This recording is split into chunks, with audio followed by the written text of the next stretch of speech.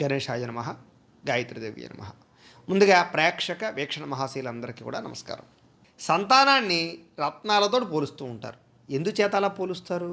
అలాగే తల్లిదండ్రులు పిల్లలని ఏ ఏ వయస్సుల్లో ఎలా చూడాలి అనే విషయాలని, అలాగే భార్యాభర్తలు గొడవ పడేటటువంటి చోట్ల డబ్బు ఎందుకు నిలబడదు, చాలా చోట్ల ఇళ్లలో కూడా డబ్బు నిలబడకపోవడానికి భార్యాభర్తల మధ్య గొడవకి సంబంధం అనేటటువంటిది ఏమిటి అనే విషయాన్ని ఇప్పుడు మనం తెలుసుకునే ప్రయత్నం చేద్దాం. కింజాతై బహువిపుత్రై శోక సంతాపకారకై పరమేక కులాలంబి ఎత్ర విశ్రామ్యతే కులం. అంటే దీని అర్థం ఏంటి అంటే కనుక, ఓ విపరీతంగా మెంటల్ టెన్షన్ పెట్టించేసి మానసిక అశాంతికి గురి చేసి మనకి సుఖం లేకుండా, ఎప్పుడూ ఆనందంగా లేకుండా, కడుపు నిండా అన్నం తినడానికి లేకుండా విపరీతంగా వేధిస్తూ మన చేత నరకాన్ని అనుభవించేటటువంటి సంతానం ఎంతమంది ఉన్నా ఉపయోగం లేదుట.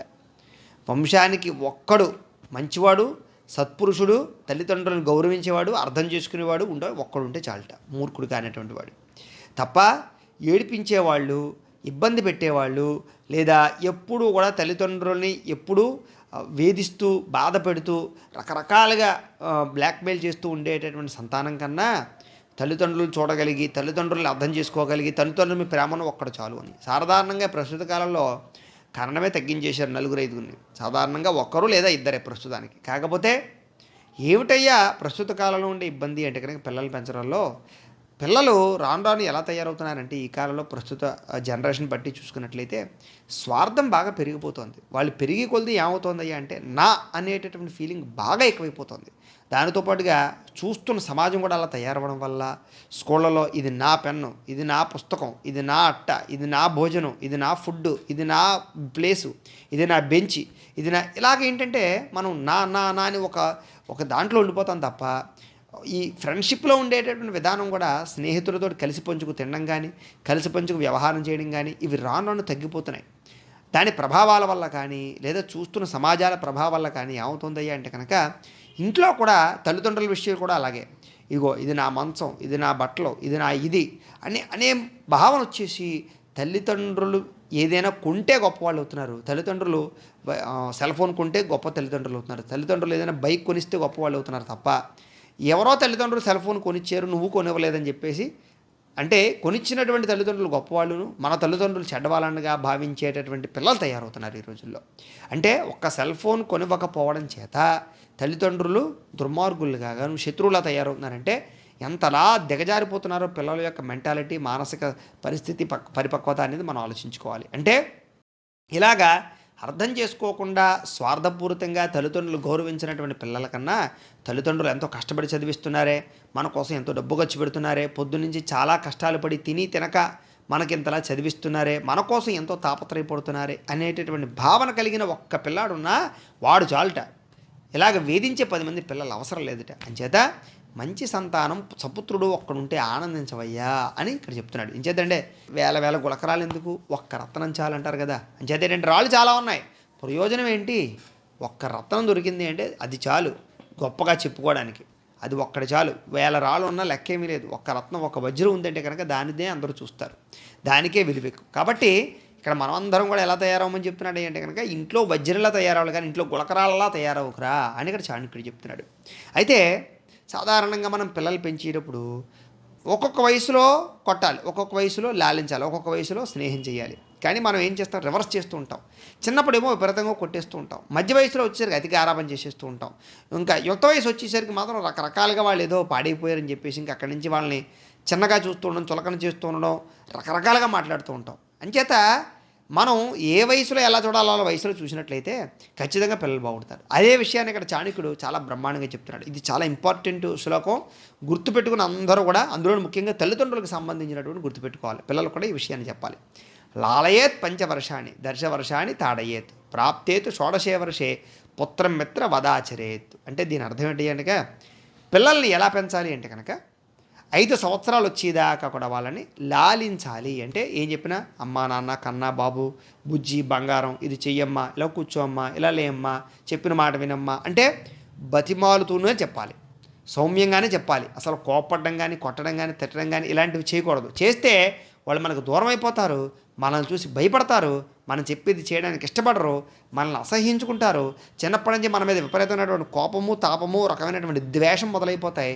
పెద్ద ఈకులు పెరిగిపోతాయి. అంచేత చిన్నపిల్లలు ఇప్పుడు విషబీజాలు నాటకూడదు. అంచేత చిన్నప్పుడు పిల్లలకి ఎలా కనపడాలంటే మనం స్నేహంగాను, ఆనందంగాను, సౌమ్యంగాను, సాఫ్ట్గాను, వాళ్ళు మనతో చాలా ఆనందంగా ఉండేలాగా, మనం చూస్తే భయపడకుండా ఉండేలాగా లాలిస్తూనే పెంచాలి, లాలిస్తూనే చెప్పాలి. వినరు వాళ్ళు, 10 సార్లు 15 సార్లు చెప్పాలి, ఓర్పు సహనంతో చెప్పాలి. సరే 5 సంవత్సరాల దాకా అలా చెప్పారు కదా, ఇంకా 6వ సంవత్సరం దగ్గర నుంచి 16వ సంవత్సరం దాకా కూడా ఎలా ఉంచాలి వీళ్ళని అంటే కనుక కఠినంగా చూడాలి. అంటే ఆ సమయంలో అవసరమైతే కొట్టడం, దండించడం, తిట్టడం, ఒక క్రమశిక్షణలో పెట్టడం, కఠినంగా ఉండడం, కఠిన నియమాలతో ఉండడం. ఆ సమయంలో అసలు క్షమించకూడదు. చదవట్లేదా, చదివేదాకా కూర్చోబెట్టవలసిందే. మాట వింటలేదా, మాట వినేదాకా చెప్పవలసిందే. అవసరమైతే మాట వినకపోతే దండించైనా తప్పు లేదు. ఖచ్చితంగా ఆ సమయంలో తప్పు చేస్తే దండించి తీరవలసిందే, అనుమానం ఏమీ లేదు. ఇప్పటిదాకా 16వ సంవత్సరం దాకా వచ్చేదాకాను. ఎందుకంటే అప్పుడు పిల్లలు టర్న్ అవుతారు, అప్పుడే వాళ్ళ మెచ్యూరిటీ లెవెల్ వస్తూ ఉంటుంది, అప్పుడే వాళ్ళ యొక్క జ్ఞానం వికసిస్తూ ఉంటుంది, అప్పుడే వాళ్ళకి లోకజ్ఞానం అంతా కూడా వస్తుంది. అంచేది ఏంటి అంటే కనుక ఆ సమయంలో చాలా జాగ్రత్తగా వాళ్ళని మలచాలి. ఆ సమయంలో కనుక వాళ్ళని మలచకపోతే జీవితాంతం వాళ్ళు అలాగే ఉంటారు. మొక్కలో ఉన్నప్పుడు మానవుగా వంగదని. అంచేత 16 సంవత్సరాలు పిల్లల్ని దండించైనా సరే క్రమశిక్షణలో పెట్టవలసిందే. ఇక 16 సంవత్సరాలు దాటిన తర్వాత పిల్లల్ని కొట్టడం కానీ, దండించడం కానీ, తిట్టడం కానీ, రకరకాలుగా మాట్లాడడం కానీ చేయకూడదు. అక్కడి నుంచి వాళ్ళు స్నేహంగా చెప్పాలి. ఫర్ ఎగ్జాంపుల్గా మన స్నేహితులు తప్పు చేసాడు, అప్పుడు మనం ఏం చేస్తాం, కూర్చోబెట్టి దారా ఒకసారి కూర్చో, ఏట్రా ఇలా ఇలా నిర్ణయం తీసుకున్నావు ఎందుకు, ఒకసారి ఆలోచించలేకపోయావా, ఇది ఎలా చేస్తే ఎలా ఉందును, ఇది ఒకసారి ఇలా ఆలోచించు, నువ్వు చేస్తుంది కొంచెం తప్పు అనిపిస్తుంది నాకు, కొంచెం ఇది భవిష్యత్తులో నీకు ఇబ్బంది పెడుతుందేమో, ఒకసారి ఎలా ఆలోచించి నిర్ణయం తీసుకో అని స్నేహితుడితో ఎలాగైతే మనం మాట్లాడతామో సంతానంతో కూడా 16 సంవత్సరాలు వచ్చిన తర్వాత ఇలా స్నేహంగా మాట్లాడితే వాడు వింటాడు, మారతాడు. ఖచ్చితంగా వాడు రేపు పొద్దున ఏదైనా తప్పు చేసినా వచ్చి చెప్తాడు, నాన్న ఇలా తప్పు చేసాను ఇప్పుడు ఎలాగా అని, లేదా ఈ సమయంలో ఇలా నిర్ణయం తీసుకుందాం అనుకుంటే నేను చేయను, లేకపోతే ఈ అమ్మాయిని ప్రేమిస్తున్నాను, లేకపోతే ఈ సబ్జెక్ట్ తీసుకుందాం అనుకుంటున్నాను, లేకపోతే ఇలా విద్యార్థి దేశం వెళ్దాం అనుకుంటున్నాను, లేకపోతే నాకు ఇష్టమైనటువంటి రంగం ఇది ఇందులోకి వెళ్దాం అనుకుంటున్నానని స్నేహంగా చెప్తాడు తప్ప ఆ సమయంలో కోపగించుకోవడం లేకపోతే తిట్టడం ఇలాంటివి చేస్తే వచ్చి మా నాన్నకి చెప్పేది ఏమిటి, మా నాన్నకి చెప్తే ఇలాగ ఏదో ఇష్టం వచ్చినట్టు మాడతాడు, ఇష్టం వచ్చినట్టు తిడతాడు. అంటే తండ్రి అనేటటువంటి వాడు అక్కడ ఎలా తయారవుతాడంటే శత్రువులో తయారవుతాడు. అంచేత 16 సంవత్సరాలు దాటిన తర్వాత ఎట్టి పరిస్థితుల్లోనూ కూడా స్నేహంగా మాట్లాడడం నేర్చుకోవాలి. ఆ రకంగా ఎప్పుడైతే పిల్లలు పెంచామో పిల్లలు మంచి గొప్పవాళ్ళు అవుతారండి. అలాగే ఇంకో అద్భుతమైన విషయం చెప్పాడు, ఏమిటంటే ఉపసర్గేణ్య చక్రేచ దుర్భిక్షేచ భయావహే అసాధుర జనసంపర్కేయ పాలయతి సజీవయతి. అంటే దీని అర్థం ఏంటి కనుక ఏదైనా సరే అతివృష్టి, అనావృష్టి, లేదా దోపిడీలు, లేదా అంటువ్యాధులు ఇలాంటివన్నీ కూడా ప్రబలి రకరకాలుగా విద్వేషంగా చెలగరైపోయేటువంటి ప్రదేశంలో మాత్రం సహజ సిద్ధంగానే ఉండకుండా ఎక్కడికైనా వెళ్ళిపోవాలట. అలాగే అసాధు జన సంపర్కం అంటే కనుక రకరకాల వ్యక్తులు కానీ, లేదా కొన్ని రకాల అంటే సరిగ్గా లేకుండా మోసాలు చేస్తూ, అన్యాయాలు చేస్తూ, అక్రమాలు చేస్తూ, రకరకాల చెడ్డ పనులు చేస్తూ, తప్పుడు పనులు చేస్తూ ఇలాంటివి ఉండేటటువంటి వ్యక్తుల దగ్గర మాత్రం వాళ్ళని ఖచ్చితంగా వదిలిపెట్టేయాలి. వాళ్ళ జోలికి ఎట్టి పరిస్థితులు ఉండకూడదు. అలాగే ఏదైనా అతివృష్టి, ఫర్ ఎగ్జాంపుల్గా ఒక ఇల్లు కట్టుకున్నామండి, అక్కడ ఎప్పుడు నీళ్ళు ఉంటాయి, చుట్టూ ఎప్పుడు నీళ్ళు నిండిపోతూ ఉంటాయి, ఎప్పుడు వర్షం పడినా దానంతా నిండిపోతూ ఉంటుంది, అక్కడ అసలు ఉండకూడదు. ఎందుకంటే అలాంటి ప్రదేశంలో తొందరగా రోగాలు వస్తాయి. కాబట్టి ఏదైనా అతివృష్టి ఉన్న చోట చూడండి, ఒక చోట విపరీతంగా వర్షాలు పడుతూనే ఉంటాయి, లేదా ఒక చోట విపరీతంగా ఎండే కాస్తూ ఉంటుంది, అలాగే అన్నీ అతిగా ఉన్న చోట ఉండకూడదు. అలాగే అనావృష్టి, అసలు ఏమీ పంటలు పండవు, అసలు ఎక్కడ వర్షాలు పడవు, అసలు ఎక్కడ ఒక మొక్క అనేది పలకదు, అసలు అలాంటి చోట ఉండొద్దని చెప్పేశాడు. అలాగే దోపిడీలు, ఎక్కడైతే దొంగతనాలు బాగా జరుగుతున్నాయి, దోపిడీలు బాగా జరుగుతున్నాయి, అలాంటి ప్రదేశాలు అసలు నివసించకూడదు. ఇంచేతనే ఈవేళ కాకపోతే రేపు కాకపోతే ఎల్లుండి ఎప్పుడైనా సరే నీ ఇంట్లో దొంగతనం దోపిడీ జరుగుతుంది, మన సంపాదించినంత పట్టుకుపోతాడు, లేదా పట్టుకుపోతాడేమో అని భయంతో మనం రోజు నిద్ర లేకుండా బతుకుతూ ఉంటాం. దానివల్ల మానసిక వ్యాధి తొందరగా కాలం చేసే పరిస్థితి వస్తాయి. కాబట్టి దోపిడీలు జరిగే చోట, అస్తమాటు దోపిడీ జరిగే ప్రదేశంలో కూడా ఉండొద్దని చెప్పారు. అలాగే అంటువ్యాధులు ప్రబలం మొదలైనటువంటి చోట, అంటే చూడండి ఒక్కొక్క చోట క్యాన్సర్ వ్యాధులు చేస్తూ ఉండడం, కిడ్నీలు పోతూ ఉండడం, ఇప్పుడు ఉద్దానాలు లాంటివి ఉన్నాయి చూసారా. అలాగే ఏమిటి అంటే కనుక మనకి ఒక చోట అంటువ్యాధులు విపరీతంగా వ్యాధి ప్రబలిల్లుతూనే ఉంది అని మనకు తెలిసింది, అక్కడ మన ఇల్లు ఉంది, మన భూములు ఉన్నాయి, అది మనకు వ్యాపారం ఉంది అని అనుకోవడం వీలేదు. ప్రాణం కన్నా అవన్నీ ముఖ్యం కాదు. కాబట్టి అవసరమైతే ఎక్కడికైనా వెళ్ళిపోయి అలాంటివి లేని పరిస్థితి మళ్ళీ వచ్చినప్పుడు మాత్రమే రావాలి తప్ప ఏదో ఇల్లు ఉంది, వాకిలి ఉంది, లేకపోతే ఏదో పొలం ఉంది, లేకపోతే ఏవో ఉన్నాయి అని మాత్రం అక్కడ ఉండిపోతే ప్రాణానికే ప్రమాదం. కాబట్టి ఇలాంటి ప్రదేశాల్లో ఉండొద్దని చెప్పాడు. అంచేత చాలా జాగ్రత్తగా ఇలాంటివి మన జీవితంలో ఏంటంటే ఒక్కొక్కసారి నిర్ణయం తీసుకోవాలా వద్దా అని ఆలోచించేటప్పుడు చాణక్యుడు కఠినంగా చెప్పేస్తున్నాడు, ఇలాంటి నిర్ణయం తీసేసుకో అని. అంత గొప్పగా చెప్తున్నాడు చూడండి. అలాగే ధర్మార్థ కామ మోక్షాణం యస్యేకోపి న విద్యతే జన్మ జన్మని మర్త్యేషు మరణం తస్య కేవలం. అంటే దీని అర్థం ఏంటి అంటే ధర్మం కానీ, అర్థం కానీ, కామం కానీ, మోక్షం కానీ వీటిలో ఏదో ఒకటి గట్టిగా కోరుకోకపోతే, అసలు ఏదో ఒక గోల్ అనేటటువంటిది లేకపోతే నీ జీవితం వ్యర్థంరా నాయనా, జరణ మరణ ప్రవాహంలో కొట్టుకుపోతావురా నాయనా అని ఇక్కడ చెప్తున్నాడు. దీని అర్థం ఏంటి అంటే కనుక మనం బతికాం, లేదా మనం పుట్టిన తర్వాత మనకంటూ ఒక అర్థం ఉంది.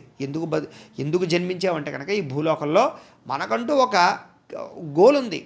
అంటే ధర్మం చేయడానికి పుట్టావా, లేదా అర్థం చేయడానికి పుట్టావా? అర్థము అంటే ఏంటి? అంటే సంపాదించడం కూడా అర్థంలోకి వస్తుంది. లేదా కామం అంటే కోరికలు తీర్చుకోవడానికి పుట్టావా? లేదా మోక్షం లేదు, ఇవన్నీ త్యజించి మళ్ళీ మోక్షానికి పోదాం. వీటిలో ఏదో ఒకటి ఖచ్చితంగా చేయరా బాబు, ఏది చేయకుండా మాత్రం ఉండద్దు అన్నాడు. చేస్తే సంపాదించి శుభ్రంగా దాన ధర్మాలు చేయి, అందరికీ శుభ్రంగా పోషించు, లేదా మంచి అనాథాశ్రమం కట్టు, లేకపోతే వృద్ధాశ్రమం కట్టు, లేకపోతే అన్నదానశాల కట్టు, లేకపోతే వైద్యశాల కట్టు, ఏది కడతావో కట్టు. దానం చేయి. సరే దానం చేయలేవా? అర్థం సంపాదించు. అంతే. సంపాదించకుండా మాత్రం ఉండకు. అసలు ప్రతి మనిషి కూడా సంపాదించకుండా ఉండడానికి వీల్లేదు. అలాగే కామం అనేసరికి మనకి స్త్రీ పురుష సంగమం మాత్రమే గుర్తొస్తుంది, కానీ అదొకటే కాదు. కామం అంటే కోరిక అని అర్థం. అసలు ఏ కోరిక లేకుండా బతకడం కానీ, లేకపోతే విరాగం తెచ్చుకోవడం, ఇవన్నీ చాలా ప్రమాదకరం. ఏం చేద్దంటే ఏ కోరిక లేకపోతే విరక్త ఆలోచనలు సూసైడ్ చేసుకోవడం కూడా అనిపిస్తూ ఉంటుంది. అందుచేత ఏ కోరిక లేకపోతే అదో రకమైనటువంటి దుర్భిక్షం మొదలవుతుంది. అంచేత ఏమిటి అంటే అంటే పిల్లలు బాగుండాలి కోరుకోవాలి, పిల్లలకి ఏదైనా సంపాదించి పెట్టాలని కోరుకోవాలి, పిల్లలకి చదువు కోసం కోరుకోవాలి, లేకపోతే భార్య కోసం ఆలోచించాలి, లేకపోతే మనకు ఉండే కుటుంబం కోసం ఆలోచించాలి, మనం ఉండే సమాజం కోసం ఆలోచించాలి. ఇదే నీ సొంత కోరిక లేకపోయినా ఏదో కోరిక ఉండాలి, సమాజం కోసమైనా సరే. అలాగే ఇవేవీ లేవు. ఇది ధర్మం 10 మందికి పంచిపెట్టేటటువంటి గుణం లేదు, అర్థం పోనీ సంపాదించే పరిస్థితి లేదు, పోనీ కామం అంటే ఈ రకమైనటువంటి కామ కోరికలు లేవు, ఎటువంటి కామ్యము లేదు అసలు సాధించడానికి. కానీ ఏవి లేకపోయినా సరే మోక్షం కోసం ప్రయత్నం ఏమైనా చేయి కనీసం. అంటే ఓంకారనాదంతో అలా కూర్చుని ప్రశాంతంగా ఏమి ఆలోచించకుండా ధ్యాన తపో సముద్రంలో మునిగిపోతూ ఆ యొక్క ధ్యానము ద్వారా నువ్వేంటో తెలుసుకుని, ఆత్మ అంటే ఏంటో తెలుసుకుని ఆత్మదర్శనం చేసి మోక్షానికి కారకమైనటువంటి ప్రయత్నం చేస్తూ మోక్షమైనా సాధించు. అంటే మనిషి పుట్టాడు అంటే వీటిలో ఏదో ఒకటి సాధించాలి. అందులో అన్నిటికన్నా ప్రధానమైనది మోక్షం. అది సాధించలేవా? కానీ కామ్యం, ఇక్కడ ఉండేటటువంటి కామ కోరికలన్నీ తీర్చుకుని ఆనందంగా సంతోషంగా బతికి మీ పిల్లల్ని భార్యల్ని అందరినీ సంతోషంగా ఉంచుకుంటూ సమాజంగా అన్నాం. లేదా అర్థం, లేదా బాగా సంపాదించి ఏదో ఒక మంచి పని చేయి. ధర్మం, లేదా బాగా దాన ధర్మాలు చేయి. ఇవేమీ చేయలేవా? మోక్షాన్ని సాధించు. ఇవేమీ చేయలేదా? నీ జన్మ వ్యర్థం. వీటిలో ఏదో చేయడానికి మనం పుట్టాం అని ఖచ్చితంగా చెప్తున్నాడు ఇక్కడ చాణక్యుడు. అలాగే మూర్ఖా ఎత్ర నపూజ్యంతే ధాన్యం ఎత్ర సుసంచితం దంపత్యో కలహో నాస్తి తత్ర శ్రీ స్వయమాగత. అంటే సాధారణంగా ఎక్కడైతే మూర్ఖులు పూజించబడతారో, ఎక్కడ ధాన్యం కూడబెట్టిబడి ఉంటుందో, ఎక్కడైతే దంపతులు కొట్లాడుకోకుండా ఉంటారో అక్కడ లక్ష్మీదేవి స్థిర నివాసమై ఉంటుంది అని. సాధారణంగా డబ్బు ఎక్కడ ఉంటుంది అంటూ ఉంటారు.